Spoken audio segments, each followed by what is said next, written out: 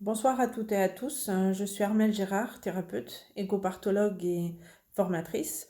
Je vous ai proposé ces derniers jours quelques méditations et je reviendrai vers vous pour vous en proposer d'autres. Mais je voulais ce soir aborder avec vous quelque chose qui me tient à cœur, que je propose déjà dans mes stages et mes formations, dans AG2 Formation, sur la loi de l'attraction.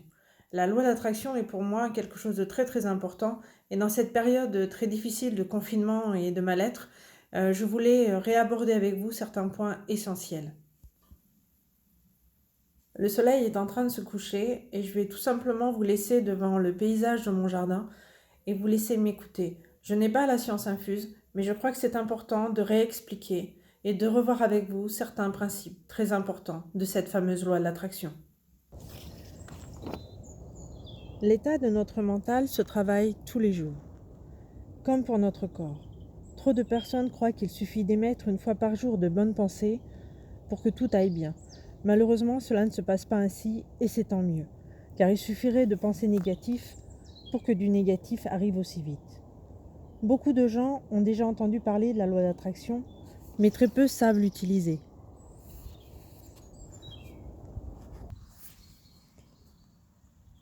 Qu'est-ce que donc la loi de l'attraction ? Pour ma part, je l'ai découvert il y a maintenant un peu moins de 20 ans, et je peux vous assurer qu'une fois qu'on comprend son utilisation, on arrive à atteindre des sommets, à réaliser ses projets et ses rêves. La loi d'attraction est un très vieux précepte qui date de la nuit des temps. Elle appartient à tout le monde et on la pratique toutes et tous, tous les jours, qu'on le veuille ou non, qu'on y croit ou non d'ailleurs. La loi d'attraction dit que tout ce que vous émettez par vos paroles, assemblé à vos pensées et à vos actions, font le devenir de votre destin. Cela veut dire que l'on est et que l'on reste maître de son existence, que personne d'autre que nous n'est responsable de ce qui nous arrive en bien comme en mal d'ailleurs. Je sais, j'entends grincer des dents, et oui, il est parfois bien difficile à tout un chacun d'entendre que l'on est 100% responsable de ce qui nous arrive. Oui, mais en effet, rien ne vient de l'extérieur. Arrêtons d'accuser les autres, la société, notre mari, notre femme ou autre. Tout vient de l'intérieur de nous-mêmes. Mais cela veut dire aussi que si l'on a su jusqu'alors se mettre dans une spirale négative ou un mal-être, on peut également, par uniquement ses propres moyens, se retrouver dans une spirale positive. Vous savez, il n'y a pas de chance, malchance, de hasard ou autre. Il n'y a que de la synchronicité et de la réception à ce que vous émettez le plus souvent possible dans votre journée. Nous avons tous une bonne étoile au-dessus de la tête, tous, mais trop peu pensent à l'allumer chaque jour. Plus vos pensées seront négatives, plus vous serez dans ce même état. Bien sûr, ce n'est pas parce que vous penserez à un accident que vous en aurez un, mais vous allez attirer à vous du mal-être et du pessimisme. On me demande souvent en tant que thérapeute comment faire pour penser positif. Je réponds tout simplement, faites pareil que quand vous pensez négatif. Il n'est pas plus difficile de tourner la tête à droite que de la tourner à gauche. Eh bien, c'est identique pour vos pensées. Il n'est pas plus difficile de regarder ce qui va, et donc le verre à moitié plein, que de regarder toujours ce qui ne va pas, et donc le verre à moitié vide. C'est à vous de voir. Bien sûr, l'atmosphère actuelle n'est pas en la faveur de pensées positives, je suis d'accord avec vous. Mais rien ne vous empêche de regarder aussi ce qui va et de prendre le temps, puisque beaucoup d'entre nous en ont, vu la situation, de prendre du temps pour enfin à nouveau réfléchir à nos projets, pour enfin se remettre à croire en nos rêves, même les plus fous. Nous avons beaucoup parlé en début d'année de Léonard de Vinci. Il était un des précurseurs de la loi d'attraction, et j'en parle souvent dans mes stages. Tout ce qu'il imaginait, tout ce qu'il voulait créer, il faisait comme si c'était déjà arrivé. Si lui y est arrivé, vous aussi vous pouvez. Il faut donc que vous aussi vous vous remettiez à penser à ce que vous voulez, et uniquement à ce que vous voulez. Votre cerveau ne comprend pas la négation. Quand vous lui dites ce que vous ne voulez pas, il prend l'affirmation, tout simplement. Je vous cite un exemple. Si là, en cet instant, je vous dis, maintenant, ne pensez pas à un éléphant. Allez, soyez honnêtes toutes et tous.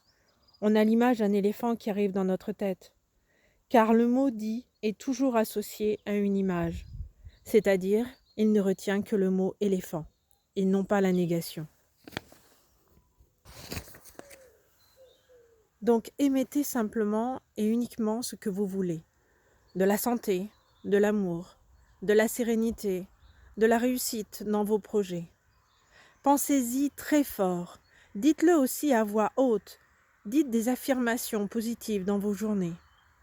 Fermez les yeux et visualisez ce que vous voulez devenir. Et faites comme si vous y étiez déjà, comme si vous aviez déjà la santé, la joie, de l'amour, de la réussite. Il ne suffit pas de se répéter tous les matins ce que l'on veut pour que cela arrive et passer le reste de la journée à ruminer du négatif ou à parler de choses contraires à vos souhaits. Il faut que vous arriviez à contrôler chacune de vos pensées et vous assurer qu'elles sont en phase avec vos demandes. Vous ne pouvez pas vouloir garder la santé et vous créer des peurs sans arrêt de maladies ou passer votre temps à écouter les infos sur un problème quelconque.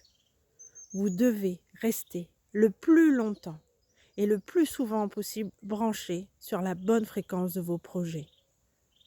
L'émission de vos pensées doit être mise sur le bon canal. Si vous voulez écouter RTL, vous ne vous mettez pas sur la fréquence de l'énergie, n'est-ce pas?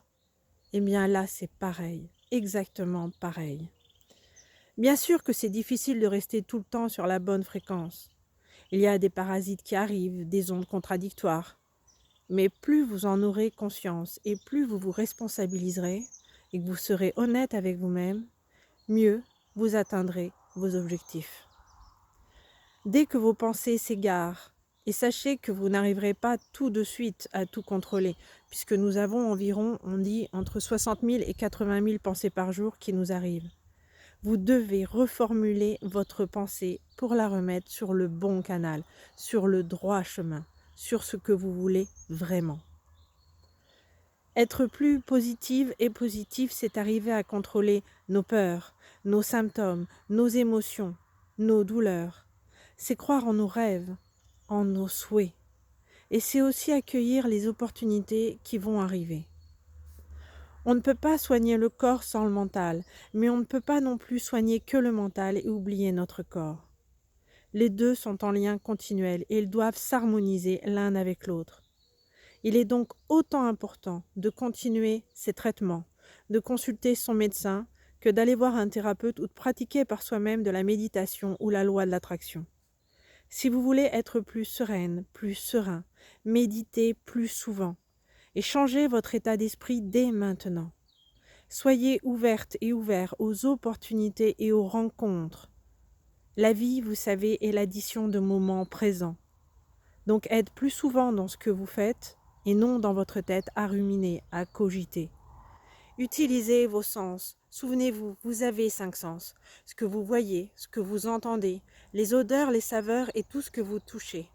Si vous réunissez au moins 3 de vos sens en même temps, vous allez échapper à votre mental et vous allez donc faire taire vos ruminations et vos mauvaises pensées.